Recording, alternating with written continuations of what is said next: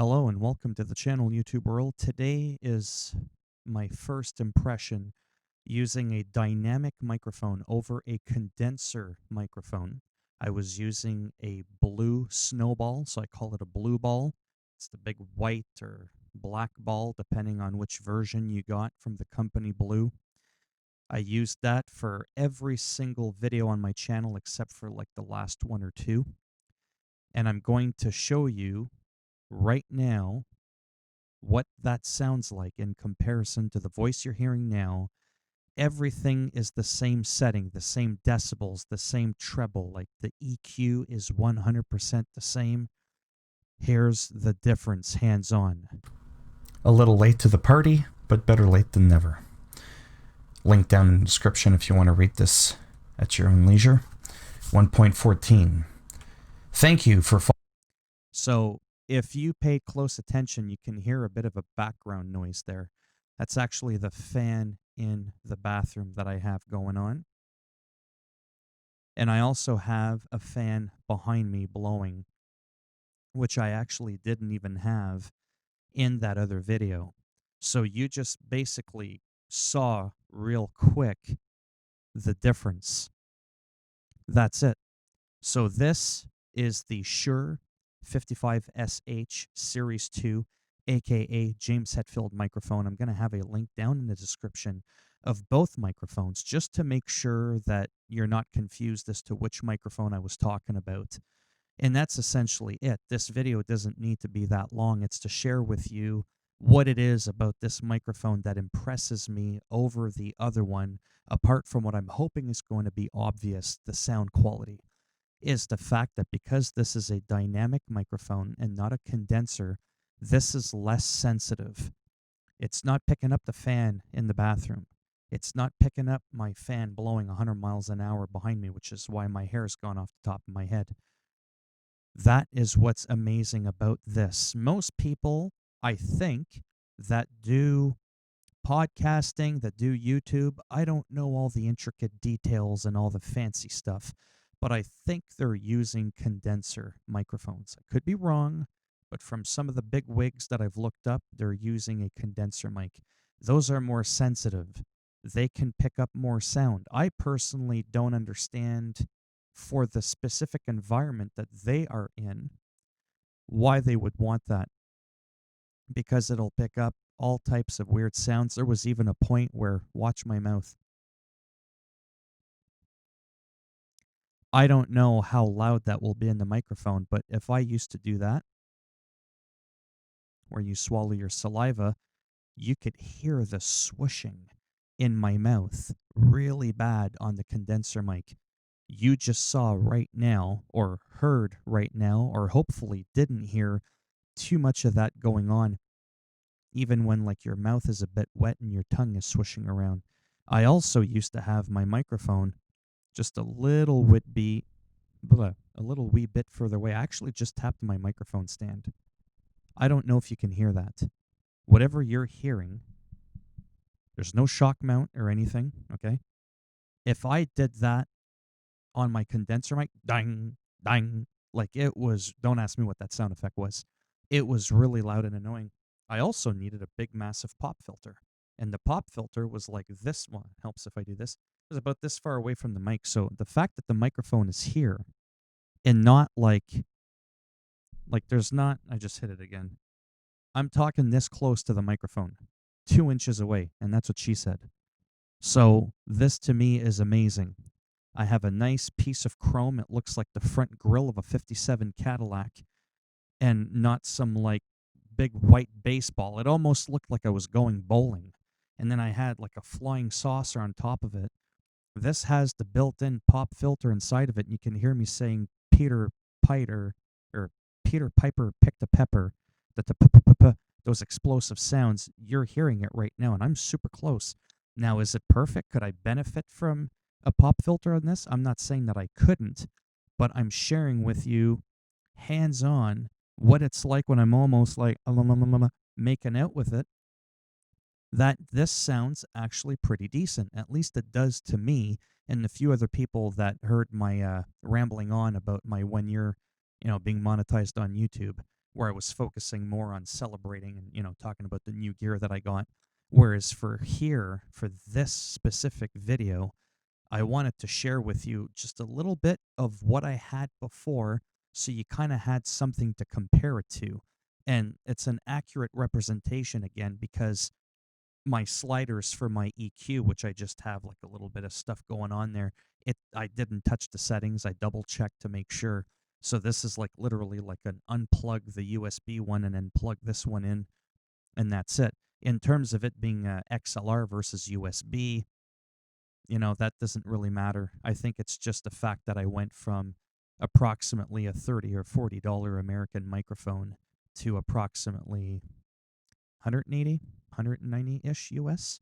It's 250 Canadian, so whatever that is, but like 2% of, my viewers are Canadian. So I tend to talk in US funds even though I'm Canadian because, like I said, over 90% of my audience is American. So it's roughly ish $200. So that could be why the quality is richer and just nicer. But in terms of not hearing those background noises and this being more forgiving, because if I talk over here, you can see the difference. If I talk right behind the mic, if if I talk on top of the mic, if I'm underneath it, like you're getting right now an ear on representation of how forgiving or not forgiving this microphone is. So whereas on the other one, I could be over here and the drop off wasn't nearly as extreme. And that's basically, again, condenser versus dynamic. Now, I'm not Booth Junkie, which is a guy you need to YouTube because this guy's amazing and he explains everything. I don't know in what scenario you would want a condenser mic. I know that if you do like a talk show, like your Jimmy Kimmels, your Jimmy Fallons, or David Letterman, or Jay Leno's, or your Johnny Carsons, you'd have like the big massive bar, and then there's like a bar that comes down, almost looks like a damn dildo, and it's like a microphone, and it's like 10 feet up in the air, but yet somehow it makes your voice sound as if this thing's in your mouth. I don't know how they do that, what type of microphone that is. Then there's that whole like cordioid, cortisone, no, carotene. No, wait, that's what you find in carrots. Polaroid pattern. No, that's a camera. Anyways, there's those ones where no matter like where you talk, it picks up everybody in a room. So it's good for like podcasting if you're interviewing people, right? You can have like the mic in front of you, and if a person's like behind you, or rather in front of you, there is no front or back to the microphone itself because it'll pick up everybody equally. With a mic like this, if I was like popular and I had people on my show, which doesn't exist, they would essentially need their own microphone, which could potentially be, you know, not that convenient. I don't really know. The main point really was the first 30 seconds of the video just for you to hear ears on the difference between my prior mic and this one with the exact same environment, with the same fan blowing in the bathroom, except in this case, I went one step above and I actually have an oscillating fan blowing behind me, which I can hear that I did not have in my other video that I played for you in the beginning. So it would have been that much louder. So again, I don't understand why anybody would want to use a condenser mic. I'm not putting down people that use them for $30 or so US. The Snowball by Blue is an amazing beginner microphone. Again, I spent on my setup because it's an XLR, so I needed the audio interface. So now I'll talk about it for a brief moment. The combo together, and then you have to buy the XLR cable because it didn't come with it. It was $400, 401 US, so 554 Canadian dollars. So 400 US versus 30 US dollars. Was it worth that jump?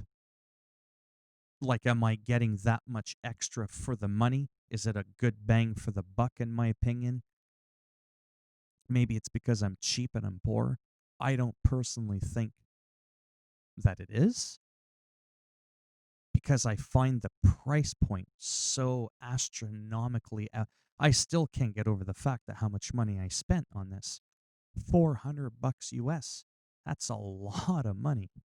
Like, I mean, at least for me, I don't have PewDiePie's bank account or Jacksepticeye's subscriber count. So maybe I'm being biased, right? Because like I said, I'm in, the poor category, but I decided to treat myself like I talked about in my video yesterday.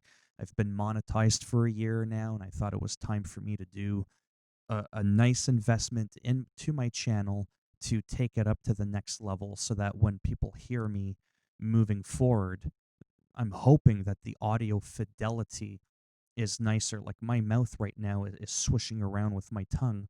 And I'm hoping that you actually don't hear that because those are things that can be really annoying and obnoxious. It's bad enough that I ramble on 100 miles an hour convolutedly quite often. At least I should sound good while I'm doing it, right? So, yeah. So, like I said, this wasn't so much a review because I didn't get too technical. It's got an on and off switch on the front there. Yeah, you can't really see it, but anyhow, like I said at the beginning, I'm going to have a link down to both microphones. So if you want to like do the in-depth cardioid patterns and all that fancy stuff and how many capsules or whatever, I mean, my medicine cabinet has a lot of capsules. I didn't realize these did too.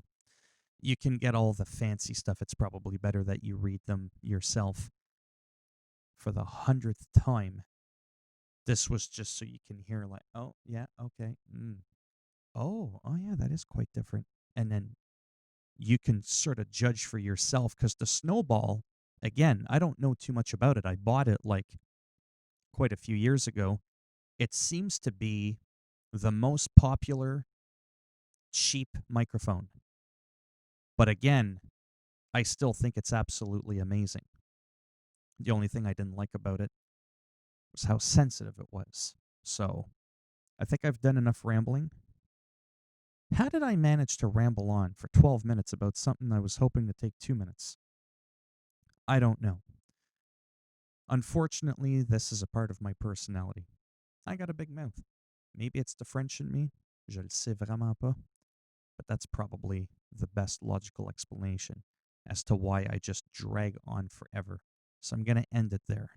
So if you liked the video, give it a thumbs up. If you didn't like the video, go ahead, give it a thumbs down, and I'll break this thing off your head because it's almost like an aluminum baseball bat, with the big handle and the boomstick arm. Anyways, if you want to subscribe to the channel, I sound good now. That would be great. But if not, thanks for stopping by anyways. Take care, and hopefully I'll see at least some of you in the next video. Bye now.